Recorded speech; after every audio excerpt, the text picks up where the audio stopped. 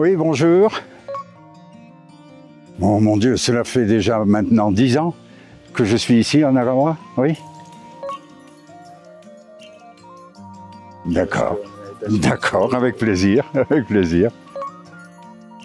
Oui, eh bien écoutez, ce que je peux dire, c'est que d'abord nous sommes ici à 1250 mètres d'altitude dans le terrain de camping qui s'appelle Takasome.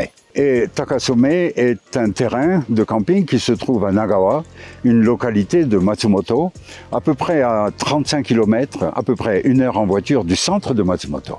Et comme vous le voyez, cet étang, qui est magnifique, et par les jours de beau temps, malheureusement aujourd'hui ce n'est pas possible, mais l'eau va refléter le volcan de Nolikula, qui est haut de 3026 mètres, mais c'est un volcan éteint et donc rassurez-vous, il n'y a pas de problème. Voilà. Eh bien, un paysage magnifique à découvrir au printemps, fin avril, début mai, lorsque les cerisiers sont en pleine floraison et le volcan encore en plein enneigement. Ce qui fait le charme et surtout la qualité de ce volcan, de ce terrain de camping, c'est le calme qui y règne pendant toute la journée et surtout à la tombée du jour. Même pendant la saison haute, lorsque la douzaine de bungalows et la centaine de sites pour tentes sont archi pleins. Écoutez, c'est presque incroyable qu'autant de campeurs veuillent passer aussi calmement leur soirée. Mais là encore, le ciel étoilé, les feux de camp invitent naturellement à chuchoter plutôt qu'à faire la fête bruyamment, bien sûr. Et à 5 minutes d'ici, à pied, au sommet de cette colline, se trouve un dôme qui protège un gros télescope. Et plusieurs fois par an, des soirées d'observation sont organisées pour les campeurs. Écoutez, le paysage, les lucioles, qui sont très nombreuses, fin juillet, mi-août, la source thermale de Shibusawa, qui est à une petite dizaine de minutes en voiture du terrain de camping, et surtout ce calme qui règne continuellement, et malgré le nombre très important de campeurs, font que ce camping est un lieu idéal et que de très nombreux campeurs sont très fidèles et reviennent très souvent.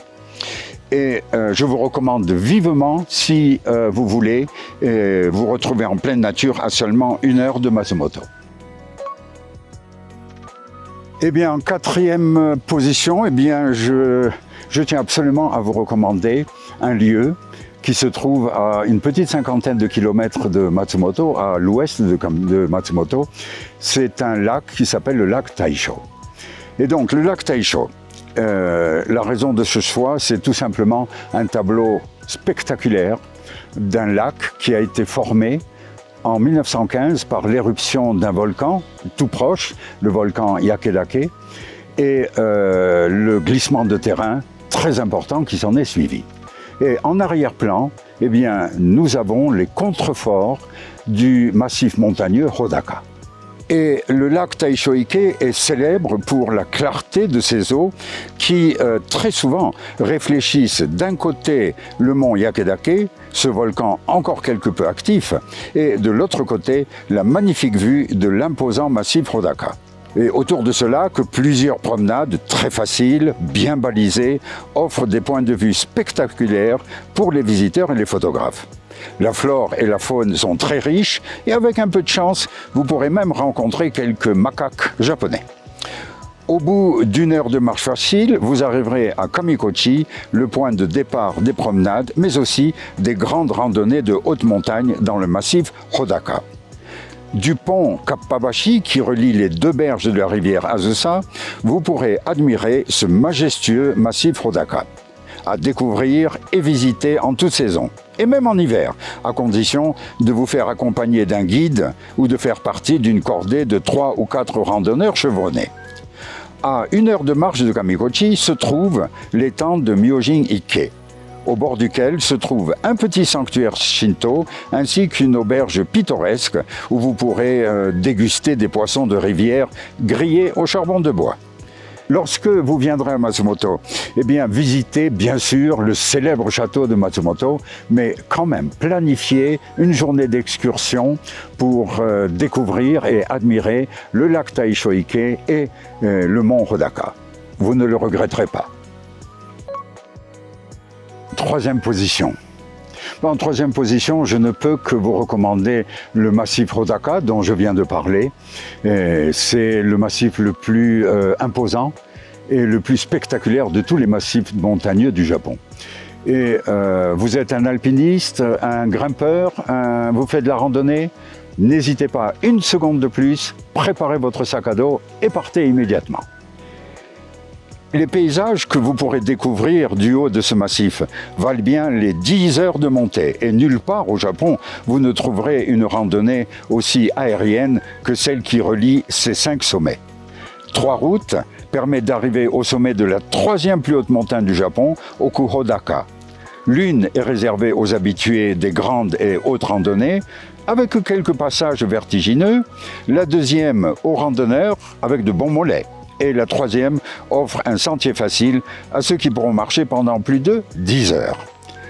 Les 5 sommets de plus de 3000 mètres, ainsi qu'un pic qui porte le nom français de gendarme, vous permettront de découvrir des paysages que nul autre massif au Japon ne pourra vous offrir. Certains passages entre ces sommets sont quelque peu techniques et parfois aériens, et requièrent casque et encordement, mais sont tout de même franchissables avec un peu de courage et surtout beaucoup de prudence. Nombreuses sont les courses de niveau facile ou intermédiaire qui vous dévoileront des paysages spectaculaires, dont celui du mont Yaligatake. Pour les grimpeurs expérimentés, plusieurs voies, de niveau intermédiaire à difficile, vous permettront d'escalader des parois verticales, celles du gendarme, de Takidani et de Byobu. L'alpinisme hivernal, quant à lui, est réservé à ceux qui préparent des expéditions vers les hauts sommets de l'Himalaya et demandent une cordée de 5 à 6 personnes. Et là encore, je ne peux m'empêcher de vous recommander de découvrir les divers paysages de ce magnifique massif.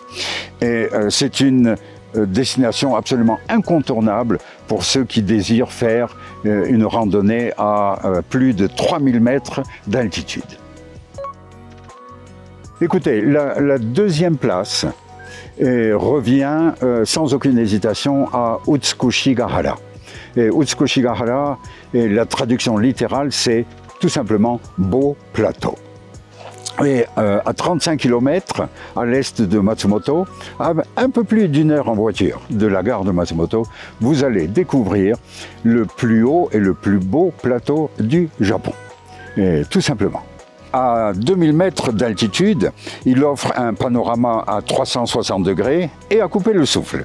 Les Alpes du Nord, les Alpes centrales, les Alpes du Sud, le massif Yatsugatake, le volcan actif de Asama et bien évidemment le mont Fuji. Les levées et couchers du soleil prennent une autre dimension vue de ces prairies alpines. De nombreux sentiers de randonnée facile et bien balisés permettront aux amoureux de la nature de découvrir non seulement ces vues aériennes, mais également la richesse de la flore de haute altitude qui, au début de l'été, transforme ce haut plateau en un jardin. Je dirais même en un océan de fleurs aux 1000 couleurs. Utsukushigahara est également un lieu idéal pour les amateurs de photographie. Que ce soit les paysages, les fleurs, les nuages ou les étoiles, chacun y trouvera de quoi s'extasier avant d'immortaliser numériquement ou argentiquement l'objet de leur passion. Haut perché au-dessus de Matsumoto et de ses lumières, Utsukushigahara est un lieu idéal pour les amateurs d'astronomie. Le lieu de destination privilégié pour celles et ceux qui ont dès le jour tombé, la tête dans les étoiles, mais avec un bonnet sur la tête, car même en été, la température peut descendre à près de 10 degrés au milieu de la nuit. Et je sais ce dont je parle. Destination incontournable pour les randonneurs, les photographes, les amateurs de la nature, de la flore et des étoiles, bien évidemment. C'est vraiment un plateau magnifique qui vous permettra de découvrir des paysages aux alentours que peu de touristes étrangers et même japonais connaissent. En première place de mes paysages préférés de Matsumoto, bien entendu, je ne peux que parler du château de Matsumoto, ce château noir surnommé le château Corbeau. La première fois que je découvre ce château, écoutez, je suis absolument extasié devant la beauté de ce château et sur le champ, je me promets de vivre un jour à Matsumoto. Promesse tenue 40 ans plus tard. Comment ne pas s'émerveiller devant ce trésor national que je considère comme la quintessence des châteaux forts japonais? Loin devant le château Héron Blanc de Himeji, plus palais que forteresse. Donjons, tours de guet, murs fortifiés, douves. Écoutez, tout ici réaffirme la raison d'être de ce château fort construit en bois et qui fait partie des 12 derniers authentiques châteaux japonais. De la plus haute salle du donjon vers l'ouest, un paysage à vous couper le souffle. Les Alpes du Nord qui sont enneigées 8 mois de l'année.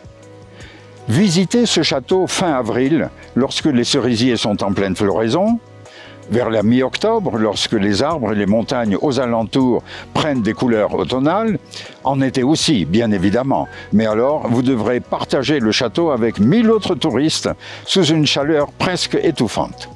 Et si vous n'êtes pas trop frileux, en hiver, un jour de neige. C'est vraiment les jours de neige que le paysage de ce château est, à mes yeux, une représentation concrète de wabi-sabi. Ce concept dont la définition m'échappe encore aujourd'hui, même après un demi-siècle passé au sein de la culture japonaise. Esthétique de l'éphémère, beauté de l'impermanence, beauté dans l'imperfection ou bien de l'imperfection.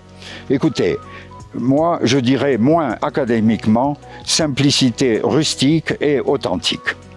Vous aussi, rêverez-vous peut-être de vivre un jour dans cette ville, près de ce château, ce premier paysage qui m'a poussé à vouloir découvrir et mieux connaître non seulement cette ville, mais aussi le vrai Japon, celui que l'on surnomme à tort l'arrière-pays.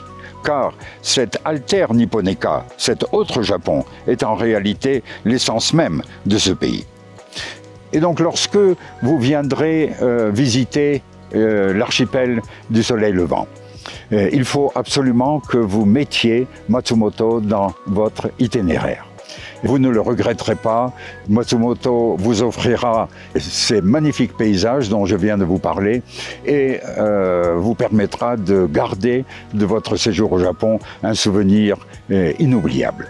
Foi de Corse.